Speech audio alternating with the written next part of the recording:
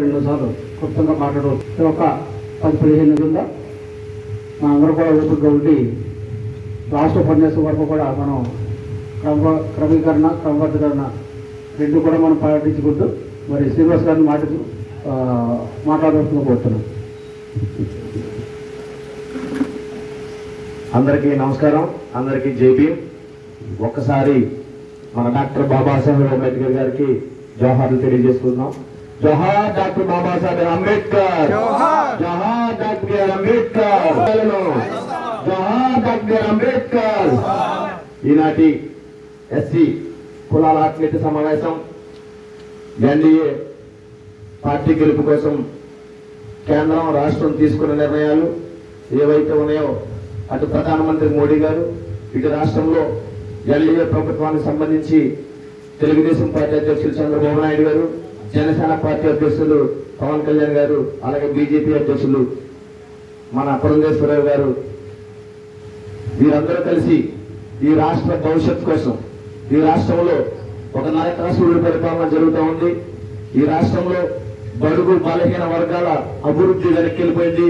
ఈ రాష్ట్రంలో రాష్ట్ర అభివృద్ధి సరైన వసతులు లేవు, రాజధాని నిర్మాణం లేదు, పోలవరం ప్రాజెక్టు కంప్లీట్ చేయలేదు, రోడ్లు లేవు, ₹1 సంపాదన సృష్టించలేదు, ఒక కంపెనీ తీసుకురాలేదు, ఒక సామాజిక వర్గానికి న్యాయం చేయలేదు. దళితుల మేనమామగా చెప్పుకున్నటువంటి జగన్మోహన్ రెడ్డి ఈ మాదిగ నోట్లో 5 సంవత్సరాల్లో మట్టి కొట్టారని సందర్భంగా మీకు తెలియజేస్తా ఉన్నాను.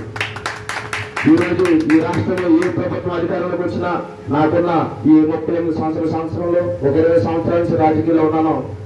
నేను ఎంతమంది ముఖ్యమంత్రులు చూశాను. ఖచ్చితంగా మాల కార్పొరేషన్ కానీ, మాది కార్పొరేషన్ కానీ, ఎస్సీ కార్పొరేషన్ కానీ, ఎస్సీ సబ్సిడీ నిధులు కానీ, చిన్న తరహా పరిశ్రమలు ₹1,00,000 నుంచి మొదలుకొని 10 లక్షల వరకు ఈ మాదిగులు, ఈ ఎస్సీలు ఈ యంత్రాన్ని గమనించి గౌరవంగా సమాజంలో బతకాలంటే చిన్న స్థాయి వ్యాపారాలు చేసుకోవడానికి మనకు ఆర్టికల్ ప్రకారం ఈ సబ్సిడీ లోన్లు ఉండేవి. ఈ చేతకాని దద్దమ్మ, ఈ చేతకాని ముఖ్యమంత్రి 151 మంది అసెంబ్లీ సభ్యులున్నా కూడా ఇతనికి పరిపాలన చేతకాని వ్యక్తిగా ఈ రోజు ముద్ర వేసుకున్నాడు. ఈ రాష్ట్రంలో ఏ ముఖ్యమంత్రిని కూడా ఈ దేశంలో సైకో ముఖ్యమంత్రి అని ఎక్కడ కూడా లేదు. ఈ రాష్ట్రంలో ఒక జగన్మోహన్ రెడ్డి గారికి మాత్రమే ఈ దేశంలో ఆ పేరు వచ్చింది, సైకో ముఖ్యమంత్రి. కేవలం ఎస్సీకి రావాల్సిన ₹1,25,000 సబ్సిడీ నిధులు ₹1 కూడా ఇవ్వలేదు. ఈ రోజు ఈ ముఖ్యమంత్రి మాదిగ కార్పొరేషన్ పెట్టాడు. మాదిగ కార్పొరేషన్ కి కొమ్మూరు కనకరావు అనే వ్యక్తిని గుంటూరు నుంచి ఒక చైర్మన్ గా చేశాడు. ఈ మాదిగలకి ఈ ప్రభుత్వంలో 5 సంవత్సరాల్లో ఒక పావలా కూడా ఇవ్వలేదు ఈ ముఖ్యమంత్రి. అలాగే మాల కార్పొరేషన్ పెట్టాడు.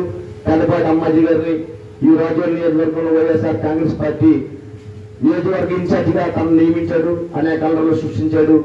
మాల కార్పొరేషన్ సంబంధించి ₹1 కూడా కేటాయించలేని చేతకాని ముఖ్యమంత్రి. అలాగే రెల్లి కార్పొరేషన్ పెట్టాడు, ఒక పావలా కూడా ఇవ్వలేదు వాళ్ళు కూడా. అలాగే దళితులకు సంబంధించి 27 పథకాలు చంద్రబాబు నాయుడు గారి గవర్నమెంట్ లో ఎవరైతే ఈ పథకాల్లో ఈ దళితులు 2 కులాలు మనం మరి నిజంగా ఆ పథకాల ద్వారా ఎంతో లబ్ధి పొందేవాళ్ళం. ఉదాహరణకి మర్చిపోయినంత ఒకటి చెప్పుకున్నాం. ఎవరైనా మన మాదిరి మన దళితులు ఒక వ్యక్తి చనిపోతే ఆ కుటుంబ ఆర్థిక పరిస్థితులు ఇబ్బంది ఉంటుంది కాబట్టి చనిపోయిన వెంటనే ₹5,000 గ్రామ పంచాయతీ నుంచి మనకు వచ్చేది. ఆ దహన సంస్కారాల నిమిత్తం వచ్చేది. తర్వాత ₹1,95,000 మళ్ళీ తిరిగి నెల రోజుల్లో వచ్చేది. ఇది దళిత బంధు పథకం, చంద్రన్న బీమా పథకం. ఇప్పుడు మన రాజోలు నియోజకవర్గంలో మరి పోటీ చేస్తున్నటువంటి ఉన్నత విద్యావంతుడు మరి ఆయన రాజోలు ముద్దుపేట ఒక ఎస్సీ మాల సామాజిక వర్గ వ్యక్తిగా ఒక 35-40 సంవత్సరాల కింద ఒక IAS గా చదువుకుని ఆ చదువుల నిమిత్తం అనేక జిల్లాల్లో మరి చదువుకుని అనేక మరి ఉద్యోగం వచ్చిన తర్వాత అనేక రాష్ట్రాల్లో తన IAS గా తన జాబుని చేసుకుని మరి రిటైర్ అయిన తర్వాత నా రాజోలు ప్రజలకు సేవ చేయాలని గొప్ప ఉన్నతమైన వ్యక్తిత్వంతో కలిసి ఈ రోజు మన నియోజకవర్గంలో గౌరవనీయులు శ్రీ దేవ వరప్రసాద్ గారు ఎన్డీఏ బలపరిచిన అభ్యర్థిగా, తెలుగుదేశం, జనసేన, బీజేపీ అభ్యర్థిగా మన నియోజకవర్గంలో ఎమ్మెల్యే అభ్యర్థిగా నియమించడం జరిగింది. అటువంటి అభ్యర్థికి ఈ రోజు మన మాదిగ నోట్లను ఆయన గెలిపించుకోవాలి. దాదాపు 50,000 పైచిలకు మెజార్టీతో గెలబోతా ఉన్నారు. ఆయన ఖచ్చితంగా ఆయన గెలిచిన తర్వాత ఇప్పటి వరకు ఈ ఎస్సీ కాన్స్టిట్యున్సీగా ఈ రాజోలు గత 10 సంవత్సరాల్లో రాపాక వరప్రసాదరావు గారు ఎమ్మెల్యేగా ఆయన చేశారు. ఒక 5 సంవత్సరాలు గొల్లపల్లి సూర్యరావు గారు ఎమ్మెల్యేగా చేశారు.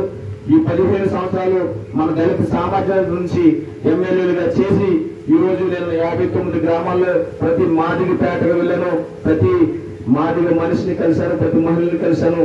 ప్రతి సమస్య చూస్తూ ఉంటే నిజంగా ఈరోజు సరైన ఇల్లులు కానీ సరైన వాటర్ కానీ ముత్యాలపాలెం అనే గ్రామంలో దాదాపు అక్కడ మాదిగపేటలో ఒక 50 కుటుంబాలు ఉంటాయి. అది చివరిగా ఉండే గ్రామం. నేను మొదటగా దేవవార ప్రసాద్ గారు వెళ్ళినప్పుడు మా అయితే అకుంచు లెక్క రోడ్డు 3.5 లక్షల రూపాయలు మాత్రమే అవుతుంది. 15 సంవత్సరాలు ఒక దళిత నాయకులుగా ఎమ్మెల్యేలుగా గెలిచి ఆ చిన్న మాదిగపేటలో 3.5 లక్షలతో ఒక్క రోడ్డు కూడా వేయలేనటువంటి ఈ ఇద్దరు ప్రతినిధుల్ని ఖచ్చితంగా రాజుల నుంచి మనం తరిమి కొట్టాలి, ఓటమి చెల్లించాలి. ఎందుకంటే నేను చూశాను ఇప్పటికి 20 సంవత్సరాలు సుమారు అవుతుంది. ఆ మాదిగపేటలో ఉన్న రోడ్డు కంకర్ రోడ్డు మాత్రమే. 20 సంవత్సరాలు అయిందండి రోడ్డు వేసి. 20 సంవత్సరాల నుంచి చిన్న రోడ్డు 3,50,000 రూపాయల రోడ్డు వేయలేకపోయిన పరిస్థితి ఆ ఇద్దరు ఎమ్మెల్యేలు చూశాను. కానీ ఇప్పుడు రాబోతున్నటువంటి ఎమ్మెల్యే కులాలకి మతాలకి అతీతంగా ఖచ్చితంగా ఈ గ్రామాల్లో ఏవైతే అభివృద్ధి పొందలేదు, ఎక్కడైతే రోడ్లు లేదో, ఎక్కడైతే వాటర్ సమస్య ఉందో, ఎక్కడైతే డ్రైనేజీల సమస్య ఉందో, ఎక్కడైతే హౌసింగ్ లోన్ సమస్య ఉందో అవన్నీ నోట్ చేసుకున్నాం. రేపు రాబోయే గవర్నమెంట్ లో ఖచ్చితంగా అవన్నీ చేసి తీరుతాం. ఈ 5 సంవత్సరాలు వైఎస్ఆర్ కాంగ్రెస్ పార్టీ అధికారంలో ఉన్నప్పుడు ఈ దళితులకు ఏవైతే పథకాలు తీసేసి దళితుల నోట్లో మట్టి కొట్టిందో ఇవన్నీ కూడా రేపు రాబోయే గవర్నమెంట్ లో ఖచ్చితంగా రీస్టోర్ చేసుకుని ఎవరికి ఏం కావాలో, ఎవరికైతే ఏవైతే నష్టపోయినారో అవన్నీ తీసుకొచ్చే బాధ్యత మేము తీసుకుంటామని ప్రతి గ్రామంలో మేము ప్రచారం చేసుకుంటూ దేవవర ప్రసాద్ గారిని గాజు గ్లాస్ గుర్తుపైన మరి మీ పవిత్రమైన అమూల్యమైన ఓటు ముద్ర వేసి మీతో పాటు మీ స్నేహితులు ఉంటారు, మన బీసీలు ఉంటారు, మన పత్రిక ఇతర నాయకులు, ఇతర సామాజిక వర్గాలు ఉంటారు. ఈ 2 రోజులు మన ప్రచారాన్ని ఉధృతం చేసుకుని ఖచ్చితంగా మన అభ్యర్థుల గెలుపు కోసం మన వంతు మనం ప్రయత్నం చేయాలి. అలాగే కోనసీమ ముద్దుబిడ్డ దివంగత నేత ప్రీతమ నాయకుడు గంటి మోహన్ చంద్ర బాలయ్య గారి కుమారుడు గంటి హరీష్ మాధురి గారు మరి సైకిల్ గుర్తుపై ఎంపీ అభ్యర్థిగా పోటీ చేస్తా ఉన్నారు. ఈ యొక్క రాష్ట్రంలోనే ఉన్న 24 పార్లమెంట్లోనే అత్యధిక మెజార్టీతో దాదాపు 3 లక్షల మెజార్టీతో ఆయన గెలవబోతా ఉన్నాడు. ఇది ఒక చరిత్రలో నిలబడిపోతా ఉన్నది. ఖచ్చితంగా పార్లమెంట్ అభ్యర్థికి సైకిల్ గుర్తుపైన ఓటు వేసే విధంగా ప్రముఖంగా మన ఇంట్లో పెద్ద మన అమ్మ గాని నానమ్మ గాని అక్క చెల్లెలు ఈ ఓటు పోలింగ్ విషయంలో కొంచెం తడబడి అవుతా ఉన్నారు. 2 ఈవీఎంలు ఉంటాయి. మొదట వచ్చే ఓటు ఎంపీ గారికి వేయాలి. దాంట్లో ఒక సైకిల్ గుర్తు ఉంటుంది. ఖచ్చితంగా రెండో ఈవీఎంలోకి వెళ్ళినప్పుడు అక్కడ సైకిల్ గుర్తు కనబడదు. చాలా మంది ఎమ్మెల్యేకి ఎంపీకి మన రాష్ట్రంలో జరిగే ఈ ఓట్లు 2 సైకిల్ వేసేవారు, లేక 2 వేరే దానికి వేసేవారు. కానీ ఇప్పుడున్న పరిస్థితుల్లో ఒక ఈవీఎంలో ఒక సైకిల్ ఉంటుంది. సైకిల్ వేసిన తర్వాత 2 ఈవీఎం వేసినప్పుడు సైకిల్ కనపడదు, గాజు గ్లాస్ ఉంటుంది. ఏది వివరంగా చెప్పాలి, గాజు గ్లాస్ కనపడించారు, మనం గాజు గ్లాస్కి వెళ్ళి 2 కూడా 4 నెంబర్లు ఉన్నాయి. కాబట్టి ఇది ఎలాగో ఇక్కడ కూర్చున్న ప్రతి మన నాయకుడికి అందరికీ తెలుసు, మన ఇంట్లో మన పెద్దవారికి తెలియదు. ఈ విషయాన్ని తెలియపరచండి. గమ్ముని అక్కడ సైకిల్ లేదు కానీ అక్కడ ఏ సైకిల్ కానీ వచ్చేస్తారు చాలా మంది. ఈ దీర్ఘదానికి వచ్చేసి ఇది ఒక విషయాన్ని మనం ప్రతి ఒక్కరికి తెలియపరచాలి. గెలిచేది మన ప్రభుత్వం, రాబోయేది మన ప్రభుత్వం. ఖచ్చితంగా అన్న జగన్ సత్యనారాయణ గారు అలాగే మా వేమ గారు వీరందరూ కూడా నిరంతరం పనిచేస్తా ఉన్నారు. ఈ మాదిగల్ని ఈ దళితుల్ని మరి హత్యలు చేసి అత్యాచారాలు చేసి సీఎం ఇంటి కొంత దూరంలోనే మానభంగాలు చేసి చంపిన కూడా ఈ నేరస్తుల్ని ఎప్పటికీ ఈ ప్రభుత్వం పట్టించుకోకుండా పక్కనేసి తిరుగుతూ ఎమ్మెల్సీలు చేసి మళ్ళీ ఎంపీ టికెట్లు ఇచ్చి మళ్ళీ తన నిజ స్వరూపాన్ని బయట పెట్టుకుంటా ఉన్నారు జగన్మోహన్ రెడ్డిని ఓడించవలసిన అవసరం ఈ దళిత సామాజిక వర్గానికి మొత్తం మీద అందరిపైన బాధ్యత ఉందని సందర్భంగా తెలియజేస్తూ మీ అందరికీ మా యొక్క ధన్యవాదాలు సెలవు తీసుకుంటున్నాను. జోహార్ డాక్టర్ అంబేద్కర్.